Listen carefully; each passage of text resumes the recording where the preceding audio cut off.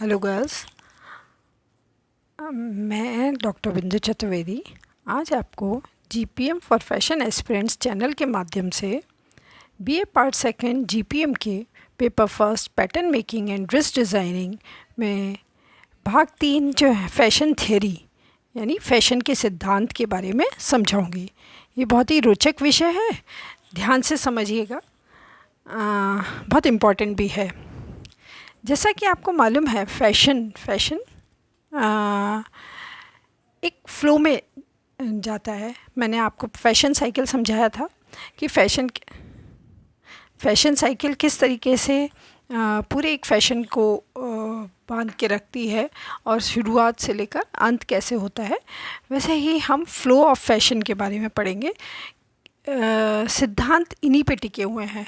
Fashion का वितरण अगर हम देखें तो एक मूवमेंट की तरह है, यानी एक प्रवृत्ति होती है, या तो ये ऊपर से नीचे की ओर, यानी कि ये सोसाइटी में हम ये कह सकते हैं कि ये नीचे से ऊपर की ओर जाती है तो इसको हम ट्रिकल अप थ्योरी कहते हैं।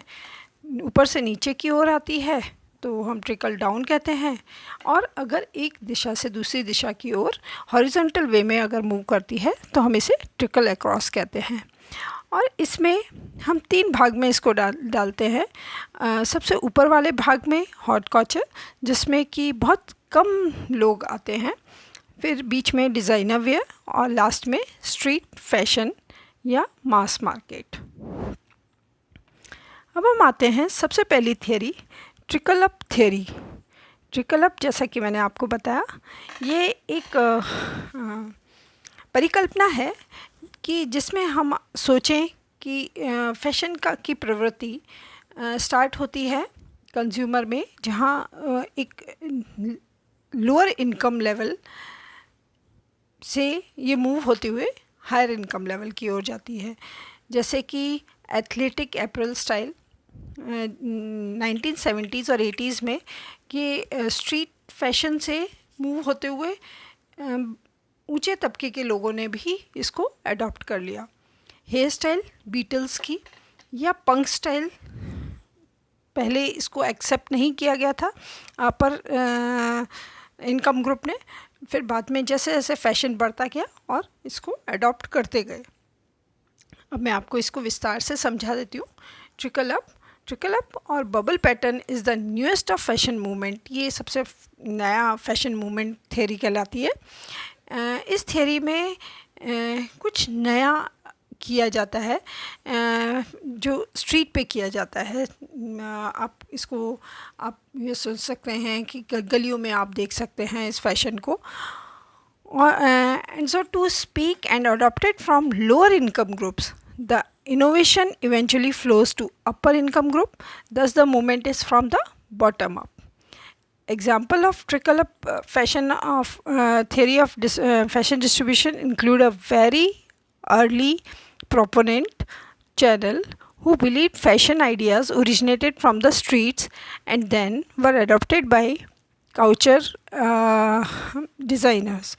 Many of the ideas she pursued were motivated by her perception of the needs of women for functional and comfortable dress.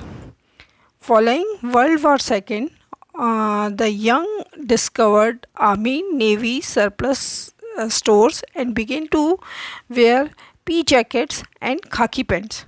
Another category of clothing, the t-shirt, initially worn by laborers as a functional and practitioner undergarments, has since been adopted universally as a casual outer garment and a message board.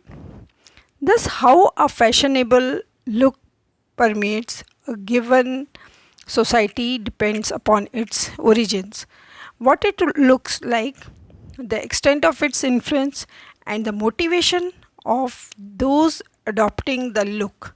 The source of the look may originate in the upper level of a society or the street, but regardless of origin, fashion requires an innovative new look. चलिए, अब हम आते हैं second theory, जिसको हम कहते हैं trickle down theory.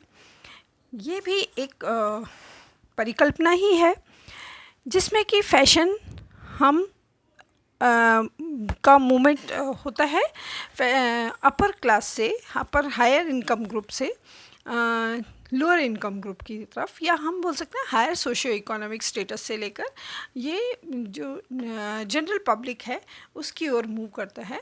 The oldest and most accepted theory of fashion change, ये सबसे पुरानी थियोरी है और फैशन चेंज में सबसे ज़्यादा निर्णायक होती है। इसको मैं फिर एक बार विस्तार से समझा दूँ। Trickle down theory, the oldest theory of distribution is the trickle down theory described bye Veblen in 1899. To function, this trickle down movement depends upon a hierarchical society and a striving for upward mobility among the various social strata. In this model, a style is first offered and adopted by people at the top strata of society, जो हम संभ्रांत परिवार बोल सकते हैं, and gradually becomes accepted by those lower in the strata, और धीरे धीरे नीचे की ओर सभी अडॉप्ट करने लगते हैं। This distribution model assumes a social hierarchy in which people seek to identify with the affluent and those at the top seek both distinction and eventually distance from those socially below them. Fashion is considered a vehicle of conspicuous consumption and upward mobility for those seeking to copy styles of dress.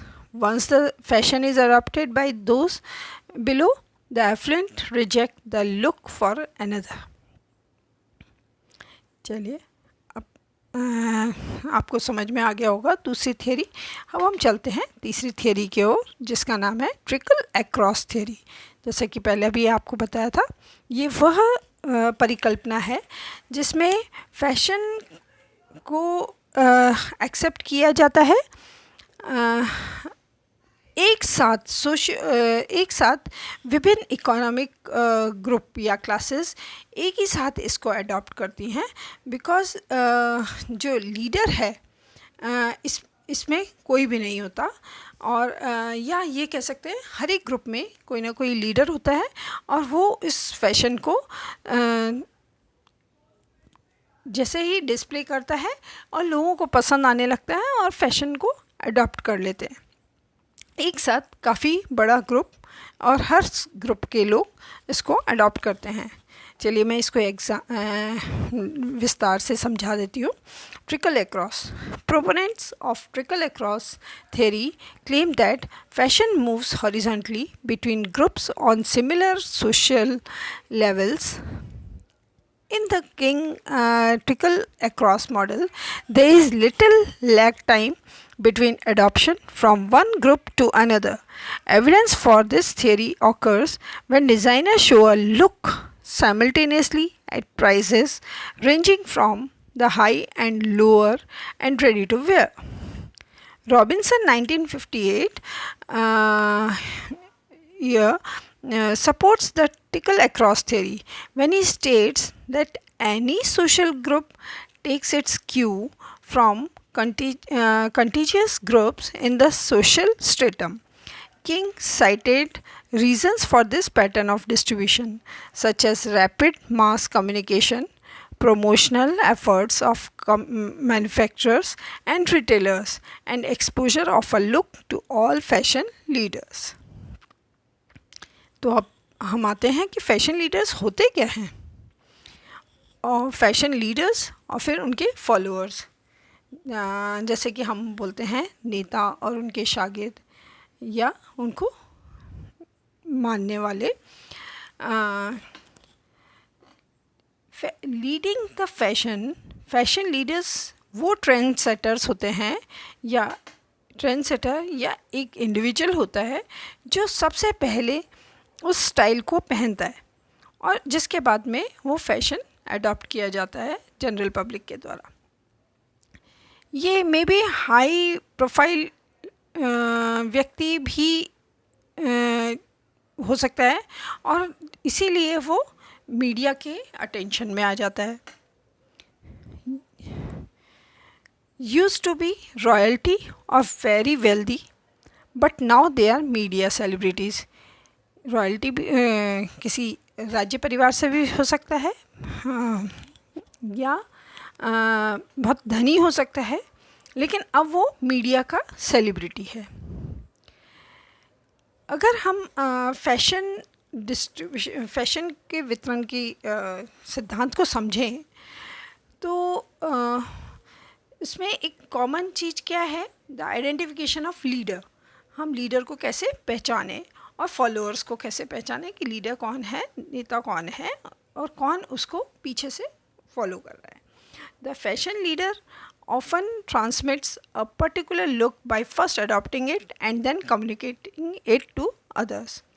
Fashion leader वही होता है जिसको हम trend setter भी कह सकते हैं, जो पहले तो उस फैशन को खुद धारण करता है और फिर उसके बाद में उसको उसके जो फॉलोअर्स हैं या अनुयायी हैं वो उसको उनको जानकारी देता है और फाइनली वो उसको स्वीकार करते हैं. Fashion followers include large number of consumers who accept and wear the merchandise and that has been visually communicated to them. Fashion followers एक मास होता है, बड़ा ग्रुप होता है जो कंज्यूमर का या उपभोक्ताओं का, जो एक साथ उन स्टाइल को एक्सेप्ट करते हैं, धारण करते हैं, पहनते हैं और फिर जिसको कि आपने देखा और समझा कि ये स्टाइल आपको और पसंद आया.